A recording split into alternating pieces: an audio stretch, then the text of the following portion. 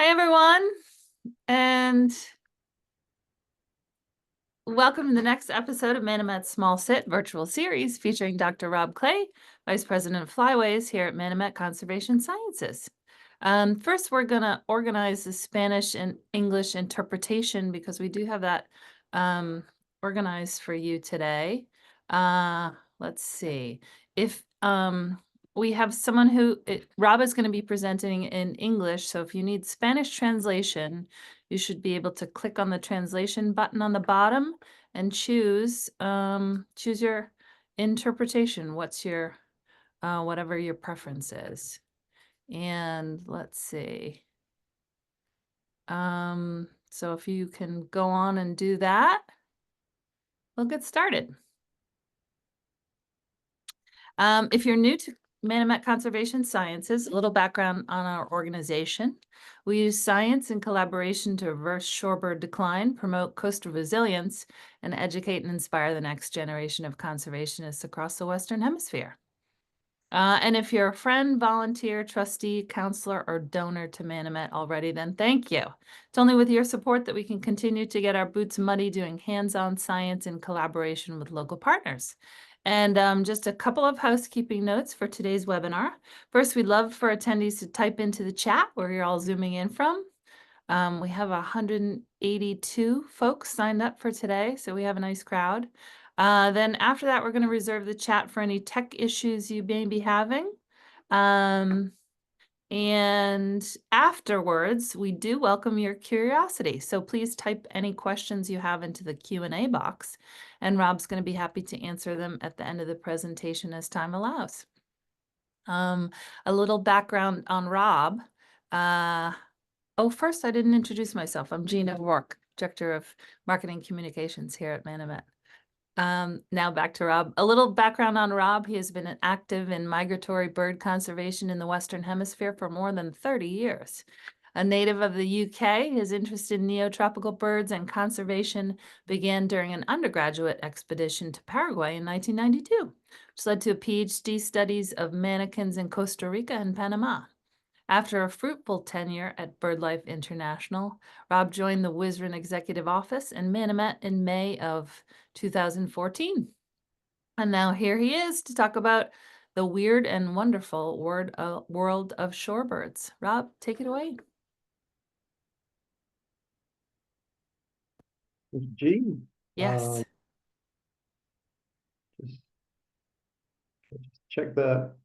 You can see the first slide. We can. Wonderful. Apologies, I won't turn my video on just yet. I don't have the best connectivity, so just to make sure everybody can see the slides. So thank you very much, Jean, and thank you very much, everybody who's participating. This opportunity to share a little bit about the wonderful world of shorebirds.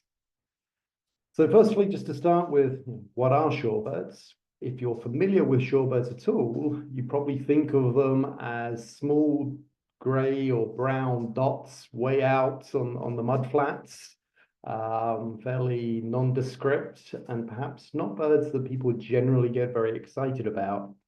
Although, having said that, one of the characteristics of many shorebirds is they do form these very large flocks, and to see a wheeling flock of shorebirds flying over the mudflats or over saline lakes, for instance, is a truly marvelous experience. Really, one of the wonders of the world. Getting in a little bit more in depth, this is sort of a typical shorebird, bird with a fairly long bill, upright stance, long toes to help them walk across mud, often a mottled plumage to help camouflage from predators, long wings. That's often related to the fact that they undertake long migrations, and long, thin legs. So this is sort of a generic small shorebird. I have a very long history with shorebirds, or with waders, as I grew up calling them in the UK, and so they've always been a sort of wonderful part of my life. I was very lucky that I almost literally grew up on a nature reserve, which is a grazing marsh within the middle of a large estuarine harbour, and that marsh was a really important, still is a very important roost site for shorebirds. And I was fortunate my father was a keen birder, and from a very early age, he took me there. And one of my first birding memories is actually walking back from home from this marsh from the very first time when I think I was 7. First time I'd walking back at night. And I was, at that age, 7, I was starting to struggle with trying to identify shorebirds. And I can remember feeling absolutely amazed that my dad was identifying them at night by their calls. And one in particular which has stayed with me is the grey plover, as I call it, black-bellied plover, the bird shown here on the slides. And hopefully this will work. This is its call at night. And one of, for me, the truly wonderful things about these birds is wherever I am in the world and I hear that call, it takes me back to that shared moment with my father. So a really strong personal connection there for me. And to me, that really speaks to one of the wonders of shorebirds, or of birds in particular, their ability to take us back and to connect us to really important moments in our lives. Now I'm not going to be able to carry on with it. Ah, yes, there we go. And so growing up in the UK and in a sort of a shorebird orientated world, one of the other things which really captured my attention was the abundance of shorebirds, and in some cases the loss of that abundance. And the classical example of that, unfortunately, is the Eskimo curlew. Once a very numerous species breeding in the North American Arctic and wintering in the pampas of southern South America, flocks of tens or hundreds or maybe even thousands of birds. We really don't know. Now, unfortunately, this is a species which is extinct. The photo at the bottom right is perhaps the only color photo in existence of the species. This is from one of the last documented records back in 1962. The image above is how you will never see an Eskimo curlew, or the only way we can really see an Eskimo curlew now. This is a computer-generated image. Not only did that story of abundance and lost abundance really catch my attention, but also the fact that Eskimo curlews, America's species, also turned up as vagrants in the UK. So that ability of shorebirds not only to migrate over long distances, but occasionally to, let's say, get it wrong and turn up completely in the wrong place as a vagrant really captured my attention. And that, I think, for many in the shorebird community is part of their wonder. So look at the sort of the taxonomy of what are shorebirds. They're all found within the Chradriiformes order, and in 3 different suborders, which essentially are the plovers, the true sandpipers, and then a group which includes the gulls and the terns, which are not, for our purposes, considered shorebirds, but it does include a couple of families which are. Recent advances in technology have revealed that there are some really unshorebird-like birds within what can be considered shorebirds. Within the true sandpipers, there is a bird called the plains wanderer, essentially a small game bird-like species found in grasslands of Australia. That's the bird on the right of the image. And then there's a whole group which is sort of nested within the gulls and terns, but actually more closely related to other shorebirds, which are the button quails. And the bird in the middle of the image is a common button quail. Although growing up, I actually knew it as the Andalusian hemipode. If you really want to inspire a younger generation of birders, I would encourage you to use Andalusian hemipode. That is a bird I'm still trying to see, as opposed to a common button quail, which I've seen multiple times, but it's just not the same thing.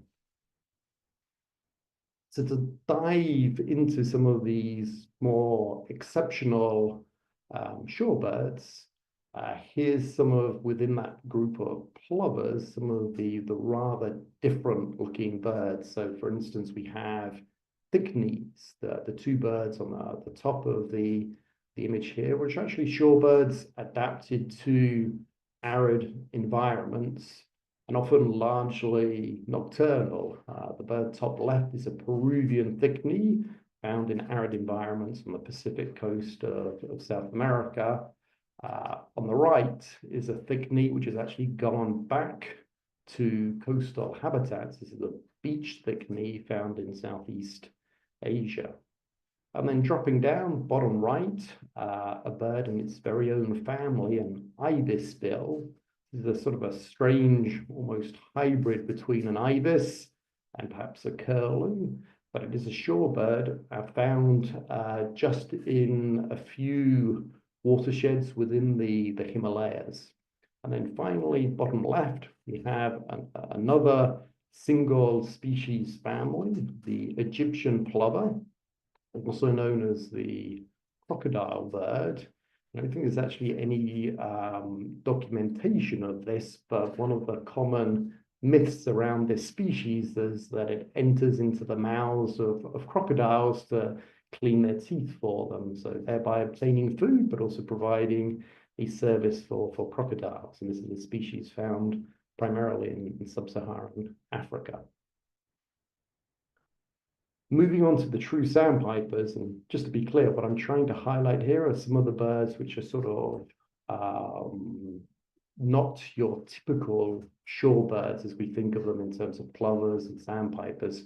So within this group of sandpipers, we have painted snipe, superficially similar to the true snipe, but very different in terms of their behavior. Nocturnal, extremely well camouflaged, almost certainly males undertaking most of the breeding, the parental care activities. A very poorly known set of just 3 species globally. To the right, we have an example of the chicanas, which are also known as lily trotters. And you can see why. These are shorebirds which are adapted to wetlands with lots of floating vegetation, and they can literally walk across that vegetation. So this is the closest a shorebird gets to being able to walk on water. This particular case, the pheasant-tailed chicana, the bird is showing you what it has to do to make sure that its long tail doesn't get wet. And this is actually a species found in Southeast Asia. It's migratory, and it loses that long tail before it undertakes its migration. And then finally on this slide, we have from South America, a representative of a group of seed snipes.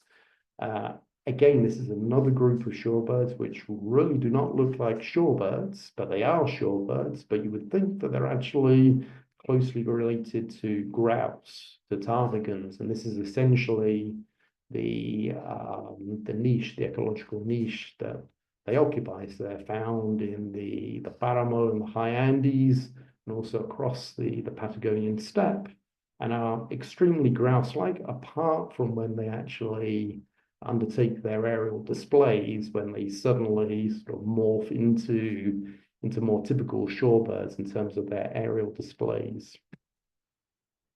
And then just to illustrate, this is one of my favorite images of a jacana. This is a young wattled jacana. It is almost literally all legs, now a large bill and stomach, and in a way harks back to some of its early ancestors. As you may or may not know, birds are actually a branch of the reptiles, and very closely related to the theropod dinosaurs, which included velociraptors, tyrannosaurs, those sort of birds. So in this very cute image of a young jacana, we actually have a sort of almost a mirror back to another age and the early ancestors of the birds. Now, going back to that group of shorebirds sort of scattered within this broader grouping of gulls and terns and auks and skuas, there are three groups here which are actually closely related to gulls and terns, but typically considered shorebirds. We have the crab plover, the bird at the top left, which is, if you're familiar with them, sort of looks like a hybrid between an avocet and a thick-knee. This is a bird which is restricted just to the around the Arabian Peninsula, and as its name suggests, is specialized on feeding on crabs, and uniquely among shorebirds, actually nests in burrows. And although it's a not uncommon shorebird within its limited range, it only breeds in just a few, I think it's as few as 15 colonies globally. So it's potentially at very high risk to, for instance, oil spills or something like that that could affect those breeding colonies. Then there's a very unique group of species, the pratincoles, which are essentially the shorebird equivalent of swallows. So their foraging is primarily in the air. And here we have an example on the right of an oriental pratincole. And then closely related to them is a group of birds called coursers. And this is another group of shorebirds which have really become specialized on grassland and quite arid habitats. The bird in the sort of bottom center is an Indian courser, and on the left we have the critically endangered Jordan's courser, species only found in India, long thought extinct, and then rediscovered almost 40 years ago now, when people realized it was actually nocturnal. It has unfortunately since disappeared again, and this is just to illustrate one of the challenges of undertaking fieldwork with some shorebird species. This is the last documented record of a Jordan's courser. You might be able to see it. The arrow is trying to indicate this is a camera trap photo from, I think it's 2004, and the species hasn't been recorded since. Now, perhaps one of the things which really typifies shorebirds is their ability, the ability of many species to undertake very long migrations. And here we have the record holder, the bar-tailed godwit, which undertakes these incredible long-distance migrations across the Pacific Ocean. This particular case, this bird known as E7, covering almost 12,000 kilometers in 9 days. And as this is over oceans, it is a non-stop flight. How are they able to do that? In addition to being able to build up an incredible amount of muscle and fat, they're actually able to shrink their digestive systems, things they won't need it during the flight. So they literally reduce every organ in their body that they don't need for flight. And at the same time, they're also able to undertake micro sleeping. So whilst they're flying, they will briefly sleep one side of their brain. What this means, and then they switch to the other side. What this means is that when they arrive, you would think that their primary need would be feeding, but actually their primary need is sleeping. So many shorebirds undertaking these long migrations, when they arrive, the first thing they do is to sleep for a couple of days, and then they will start foraging to replenish resources. Those very long non-stop migrations make sense for birds undertaking crossing water, but actually recent studies have shown that even shorebirds migrating over land will often not stop. And here we have the example of the great snipe, a species from Europe, with birds undertaking migratory movements of between 4,000 and say 7,000 kilometers in as little as 2 days, and undertaking that at incredible speeds. In fact, the fastest known ground speeds for any migratory species. So even though they potentially have the opportunity to stop on the route, birds are not doing that. They are undertaking these long, non-stop migrations. Just to go back to the case of the bar-tailed godwit, this is the current record holder. This is a bird B6, that within weeks of having fledged, it was banded, as you can see in this photo, as a young juvenile bird, still not able to fly. And within weeks of that, it flew non-stop from Alaska to Tasmania, 13,560 kilometers in 11 days. And that's one of the other really amazing things about many shorebird species. The parents are not there to actually tell them how to do this, to show them the migration routes. Many shorebird young forage themselves, they're independent. The parents leave soon after the chicks hatch. Generally, the mother first and the father will stay longer, but will migrate before the juveniles are actually ready to migrate. So these birds actually have their migration routes hardwired into them. Really, a really incredible piece of evolutionary history, shall we say.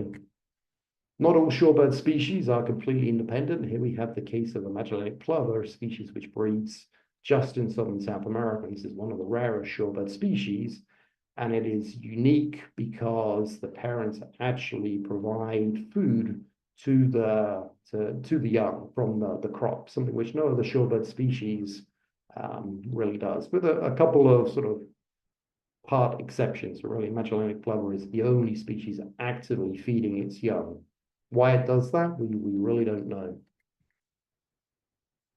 Closely related to the Magellanic plover, and actually one which actually overlaps in terms of its range, is one of, to me, the strangest looking shorebirds, one of the least shorebird looking shorebirds. And this, the sheathbills, two species. This is the Snowy Sheathbill. Looks essentially like a white pigeon. Again, it's only when it takes flight that perhaps you can see something a little bit more sort of traditional shorebird-like within it. This is the only species of shorebird that breeds in Antarctica. And it has, to be able to breed there in an area where there really aren't any mudflats, for instance, it has to be very creative in terms of its diet. And in fact, its diet is primarily dead seabirds, dead seals, often the placentas, the afterbirth of seals, the remains of penguins, so on and so forth. So these lovely white sheathbills often take on a rather different coloration, as you can see in a couple of the images here. They're not the only shorebirds with sort of strange diets. A couple of species, the ruddy turnstone on the left and the bristle-thighed curlew on the right, are known to be egg predators. They will actively predate the nests of other shorebirds and other species breeding in the same habitats to them. In the case of the bristle-thighed curlew, it's actually the only shorebird species known to use tools to do that. So they will actually use pebbles to help break eggs.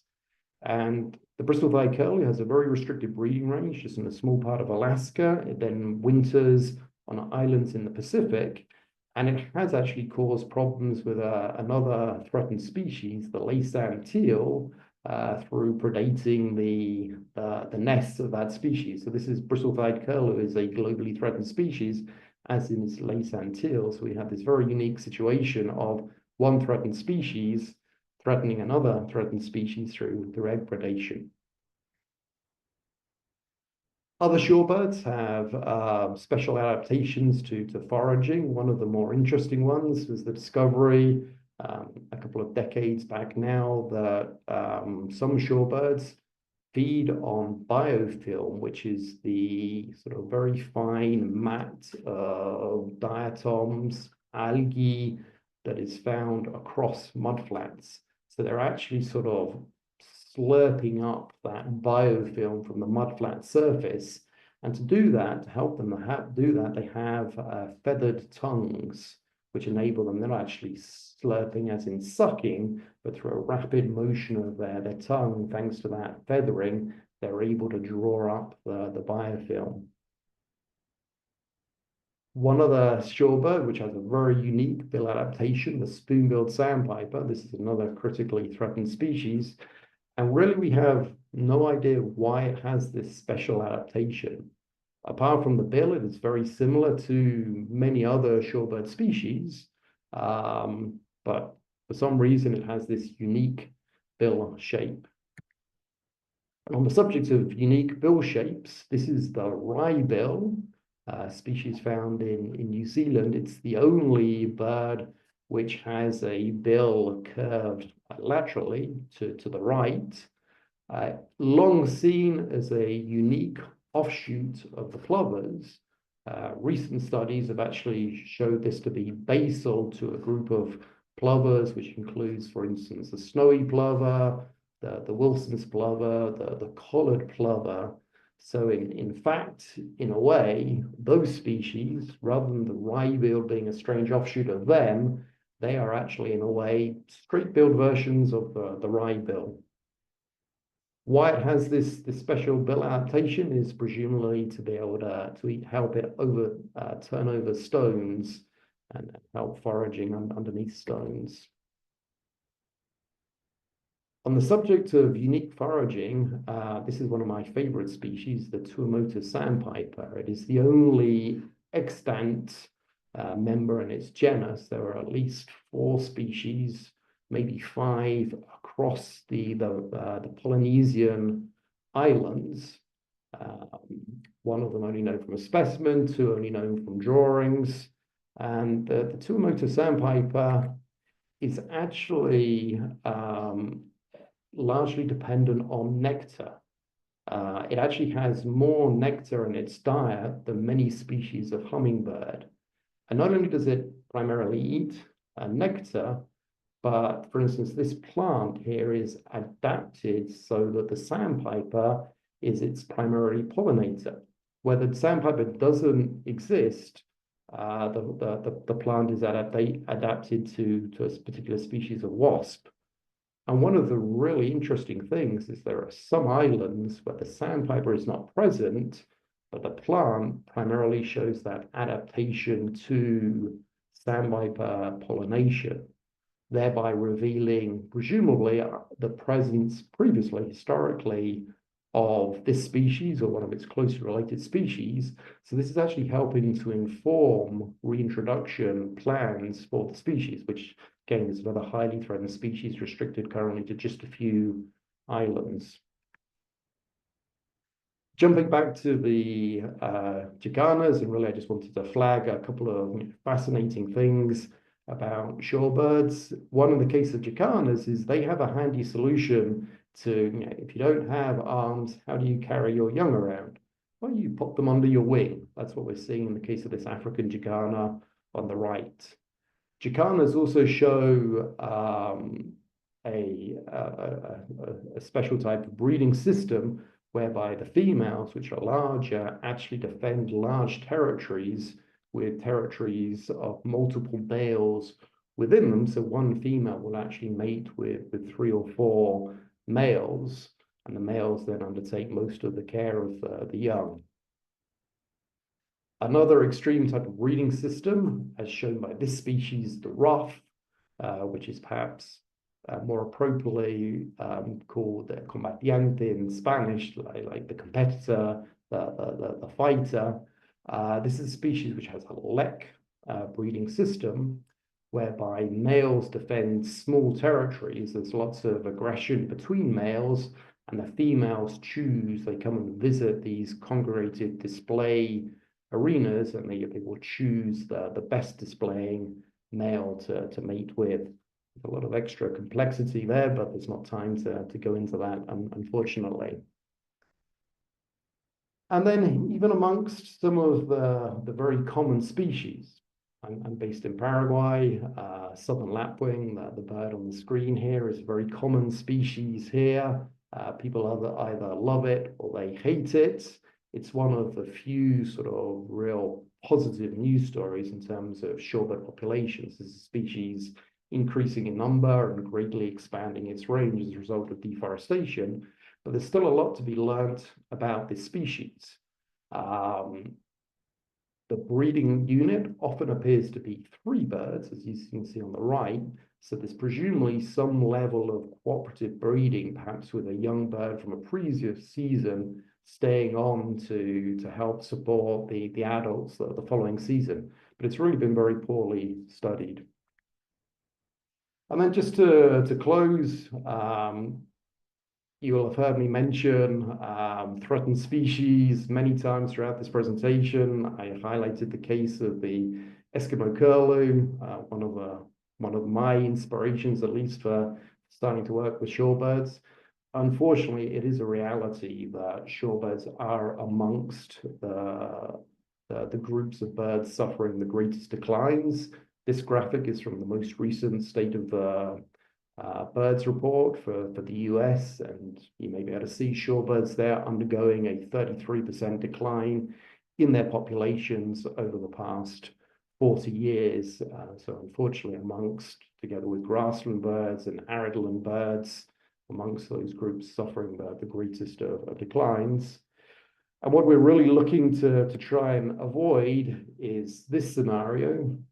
This is a close relative of the Eskimo curlew, the slender-billed curlew, unfortunately just declared extinct last year after a concerted effort to try to locate individuals. This is a bird found primarily in eastern and southern Europe, so the one recent extinction in the European landmass.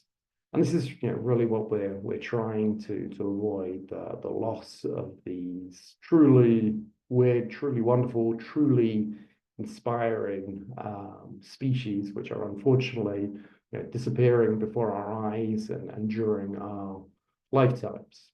This, in my particular case, both Eskimo curlew and slender-billed curlew have gone extinct in my lifetime. To leave you with something unique, this is, hopefully you can hear this, this is the one known recording of slender-billed curlew.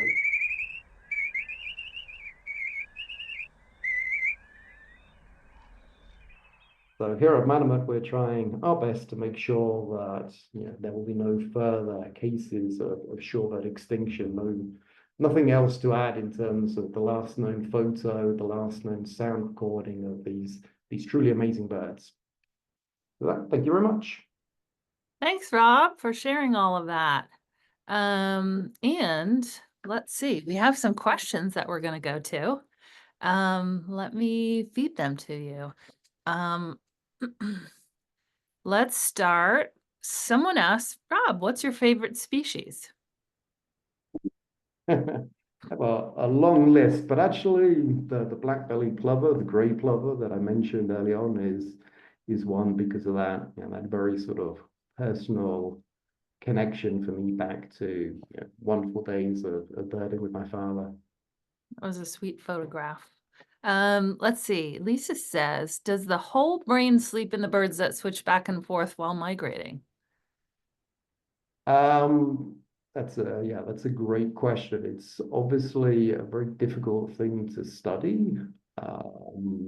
The latest studies seem to suggest that it's literally one half of the brain and then the other half, and it sort of switches backwards and forwards, and it's micro sleeps of maybe milliseconds or a few seconds, one half, and then switching to the other half. It's not that they close down the whole brain, because of course this is happening whilst they are in active flight. Which is, I mean, that to me is crazy to think about. That's pretty wild. Let's see. Juan says, I've heard that Dromus constructs their nest underground to avoid extreme heat at their nesting sites. Is that true? I don't actually know the answer to that, but it would certainly make sense. I mean, they are, they're in a very hot, dry part of the world.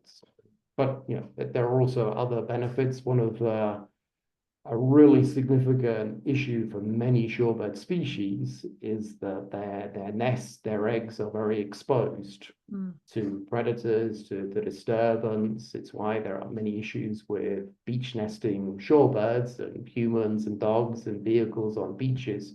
So by nesting in a burrow, you are helping to reduce those issues. Mm-hmm. He says that he used to say that Magellanic plover is the only digging shorebird. Are they digging shorebirds, Magellanic plovers? Magellanic plovers, their foraging is I think, unique sort of backwards kicking motion of their feet. So they sort of, they dig it backwards and then they shuffle backwards and forage over that area that they've just sort of kicked over. Okay. Let's see. Another person asks, in your opinion, what is the rarest shorebird in the Americas? It probably is the Magellanic plover. We're currently estimating somewhere between 350 to 500 birds in the population. That's it. That is it, yeah. That's few. That is huge, yes. That makes it one of the rarest shorebirds and one of the rarest bird species in the world. Why it's one of Manomet's 9 flagship species. Indeed. Okay, Rebecca says, the state of the birds graph showed a big peak in shorebirds before the big decline. Any idea what that was from? I know you have an answer for this. Yeah, the simple answer is that is an artifact of sampling and data presentation. So that unfortunately is not real. I But think it's we were on a call the other day and Brad said that was kind of when people just started counting them. yeah, there's definitely some element of that, but yeah, it's just an element of just an artifact of data gathering and data presentation. But within that particular report and that graphic, everything had to be presented the same way. Okay. We could actually just Tippex it out, and people are familiar with Tippex, perhaps not we, but we could Tippex it out, and it wouldn't be changing the reality of the situation. What is Tippex? I don't know what that is. You don't? No. Oh, liquid paper. Oh, okay. UK, the States, got it. Yeah. Okay, that's funny. Okay, Penny says, where are a few of your favorite places to view shorebirds? You have been all over. Wow. Yeah, I mean, one of the wonderful things about shorebird, I mean, birds in general, but shorebirds is that there are so many wonderful places, and it's certainly a real joy in my job to travel and to visit, particularly Western Hemisphere Shorebird Reserve Network sites, and just to be able to share with local people how truly wonderful, how truly unique that particular site is. Of course, every site is unique, but generally local people don't have the same opportunity to travel and appreciate just how special what they have on their back door is. And that's really the opportunity that I have. So yeah, it's everywhere where there are shorebirds is special. I will mention one which I'm hoping to visit soon, which is the Copper River Delta, which has to be one of the most incredible places. I thought that I knew how to count shorebirds when I literally grew up counting shorebirds, and then I visited the Copper River Delta in Alaska. And I don't know, maybe a couple of million shorebirds took flight at one point, and yeah, so that's a whole other universe of experience, shall we say. So when does that happen in Alaska? What time There period? is a festival in early May every Oh. year to celebrate the Copper River. It's held in Cordova, Alaska. Oh, that's cool. All right, everyone, book your tickets. Tony asks, let's see, he says the decline of shorebirds in the state of birds 2025 figure is very spiky up and down. Do you think this might be because most of them nest in the Arctic, where there are often cycles based on small mammal lemming ups and downs with associated changes in predator numbers? Yeah, that's a great question. It's the evidence for those relationships for the North American Arctic is not as clear cut as it is for the sort of European, Asian Arctic. So growing up in the UK, for instance, if I saw a lot of juvenile curlew sandpipers on their southbound migration, I could be certain that bred geese that also bred in that same area would turn up and have, had great reproductive success. And that's very much tied to the lemming cycle. So when there's lots of lemmings, the predators sort of satiate themselves on the lemmings and they don't predate ground nesting birds so much. My understanding in the North American Arctic is that that dynamic is not as clear cut. But yes, it definitely could be one of the factors which comes into sort of the spikiness of those trends. But it's also just, the challenges of monitoring migratory birds across, the scale of their whole life cycle are enormous, and it's very difficult to standardize approaches, efforts from one year to the next. Although, we do what we can. Luckily, there's scientists like you on the job, Rob. Let's see. Victoria says, what has been the primary focus of your own research on shorebirds or particular species of focus? So I'm not sure I should admit this, but I'm not a shorebird biologist. I actually studied the sex life of dancing mannequins. Mannequins being birds, I should clarify. That's actually my academic background, but I've been, a lifelong shorebird enthusiast. And yes, for the past, 10, how many years now? 11 years, I've had the privilege of leading the Western Hemisphere Shorebird Reserve Network and bringing what I can of my academic background to work with shorebird biologists and conservationists to try and make a difference on the ground. And how many sites in the network now? There are currently 125 sites in the network in 20 countries. Just to go back to the Copper River Delta, I see Stephen very kindly shared the dates, but we'll be celebrating the 35th anniversary of the Copper River Delta as a WISN site of hemispheric importance.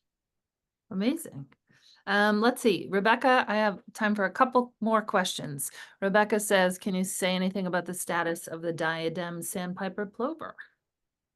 Oh, yeah, that's a great question. That's another species that we're really trying to focus attention on, and we actually coordinated the first range-wide survey for the species last year and recorded a lot less than we expected. We were using the best information possible to develop models and to target habitats, and a lot of areas where we expected to find the species, they were not found. It's another challenging species, partly because of the habitat. So this is found in high Andean wetlands, sort of small, isolated wetlands.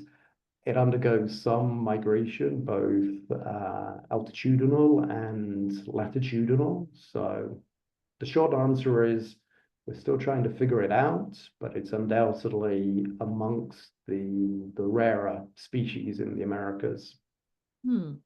Okay, then we've got, let's see. Do you know how the spoonbill population is doing?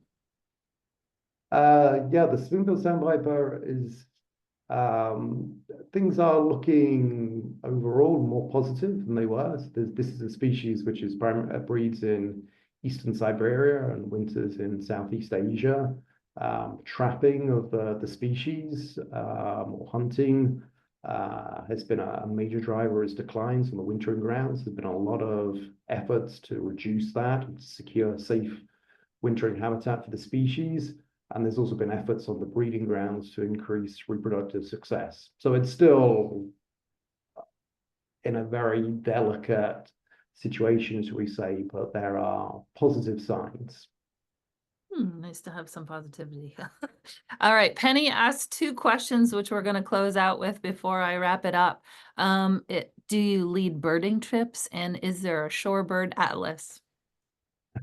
I do, yes, I do some birding trips, primarily here in Paraguay. I've been based for many years, but we've actually had some interesting tours now through Manomet to sort of combine great wildlife experiences with the conservation on the ground that Manomet is primarily, supporting partners to undertake. So there've been some really interesting trips. Last we did one to Patagonia, which again was just this great combination of wildlife experience and interacting with the local conservationists just to see the challenges and the wins.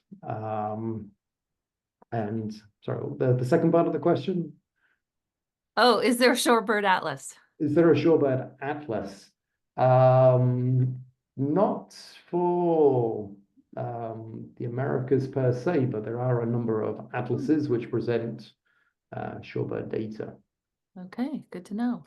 All right, that is going to close out our presentation today.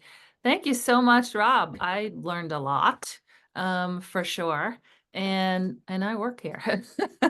um, I really want to thank everyone for joining us, and for those of you who might not know, we at Manomet recently kicked off a new campaign to bring some visibility to our shorebird work. It's called No Boundaries: The Magic and Wonder of Shorebirds, to highlight our 9 flagship species.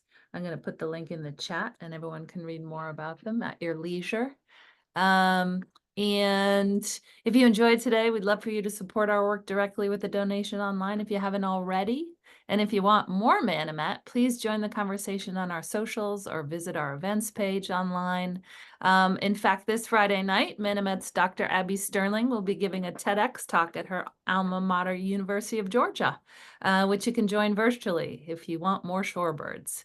And you don't want to miss the next small sit at the end of April with Manomet's Director of Land Bird Conservation, Evan Dalton. Backyard birds, trends, changes, and what you can do, excuse me. Again, thanks so much to Dr. Rob Clay for telling us all about the weird and wonderful shorebirds. And that wraps up another edition of the Small Sit. Thanks so much for joining us. And we at Manomet Conservation Sciences wish you a great day. Thank you. Thanks, Rob. Thank you, everyone. Thank you, Jean.